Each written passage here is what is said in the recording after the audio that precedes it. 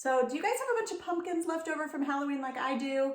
I went a little overboard this year buying pumpkins to decorate. So if you are interested in learning how to cook your pumpkins and then puree them and freeze them so that you can use them later for muffins, pumpkin pie, shakes, smoothies, or other pumpkin-y desserts, keep watching.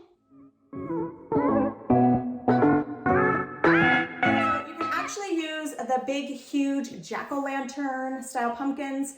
I got these for $4 each at a neighborhood, I guess, family house that was selling pumpkins. It wasn't really a pumpkin patch, but $4 for this huge pumpkin. And I was thinking, big cans of pumpkin that I usually buy, I think they're probably approaching $4. I got 2 of the big, huge monster pumpkins, and then I had several of these other ones to decorate. We ended up with quite a few about this size. So any pumpkin can work for what we're going to do today. The smaller ones typically are a little sweeter than the bigger ones, but that's okay. They all still work great. My sister even makes a fantastic pumpkin pasta sauce. This will also work great for that. So the first thing that you want to, I feel like Edward Scissorhands over here. History.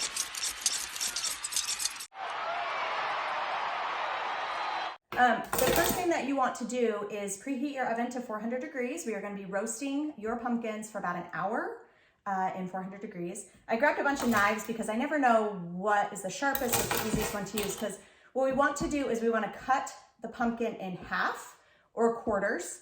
We're going to be placing it on a baking sheet, the cut side down, to be able to put it into the oven to roast for the hour. But before we wash the pumpkin, we're going to cut it in half or quarters, depending on how big it is, and we are going to completely de-seed it and de-gut it. I have a bowl here ready to do all of that, and I'm going to save my pumpkin seeds. I've always wanted to make pumpkin seeds and season them and put them in the oven. I have not done that before, so I'm going to do it this year. So I'm going to get started on that.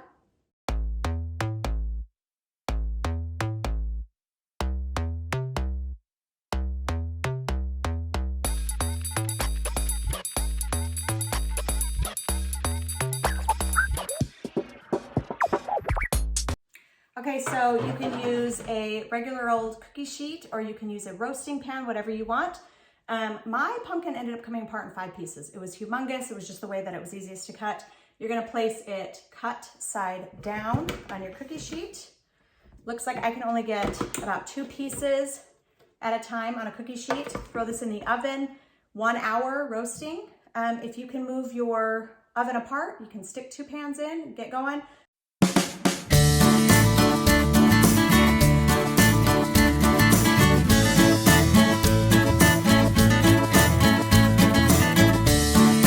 Okay, so I just pulled these out of the oven. See how they're getting all charred on top? That's gonna help the skin to come off really nice. We're gonna let it cool for just a little bit. See how it's already starting to just easily peel right off.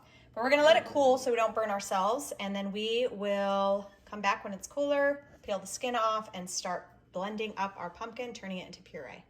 Okay, so the pumpkin has cooled.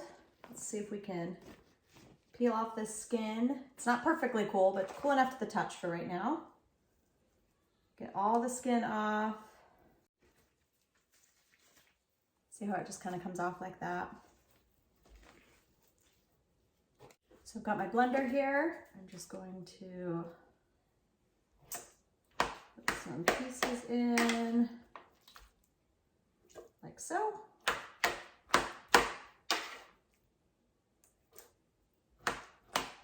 Now when you blend this up, this is going to be more watery than canned pumpkin. So for some recipes, maybe that's okay. So it just depends on exactly what you're doing. Maybe for smoothies or shakes of any kind, having the pumpkin be a little bit more liquidy would be okay. But if you're going to be going for, muffins or pie or some of the desserts, when you're following a recipe, it's going to call for the canned pumpkin, which is a firmer, less liquidy consistency. So we are going to actually drain this, and I'll show you how to do that in just a second. Let's blend this up. Okay, so there we go. It looks a lot like the canned pumpkin you get, maybe not quite as orange. Sometimes that's pretty orange when you get it, but I'm talking consistency. But yes, it is a little bit watery. So what we're going to do is you can either use cheesecloth or you can use some sort of a towel, baking towel. And we're going to add the pumpkin to it. We're gonna sit it inside of a colander on top of a bowl.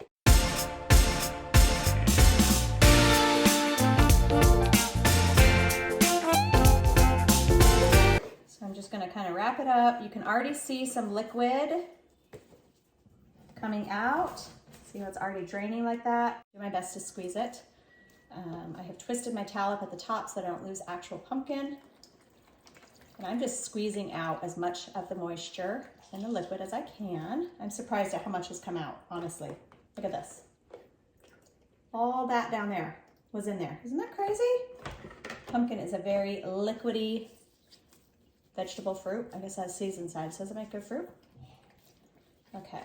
So once you open up your towel and you see it's at the consistency that you want, then you can go ahead and start filling whatever size bag you want. I chose to do quart size freezer bags. I'm gonna put in Sharpie on the outside. I'm gonna write that it's pumpkin and the date that I put it in there and throw it in my freezer. So I'm really excited to be able to preserve all of this pumpkin for, they say anywhere from 3 to 6 months, but I've also heard people that use it between 6 months and a year when it's frozen in good bags in your freezer. So that's gonna be great to have pumpkin on hand for so cheap.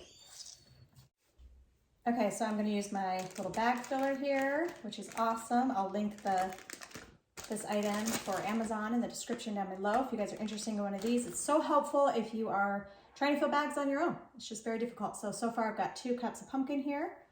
We're gonna put that in.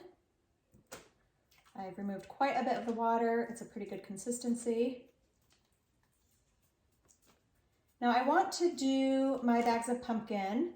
I want them to be the same size as the big, huge cans of pumpkin that you can buy in the store because I think that's the most versatile way to match up pumpkin to recipes instead of pulling out a bag and then having a ton of extra pumpkin every time I do. So there is about 3.5 cups of pumpkin in those big cans. Not the smaller 15-ounce cans, the bigger ones, I think they're 28 ounces. So we're going to put 3.5 cups of pumpkin in each of our bags here. So there's 2.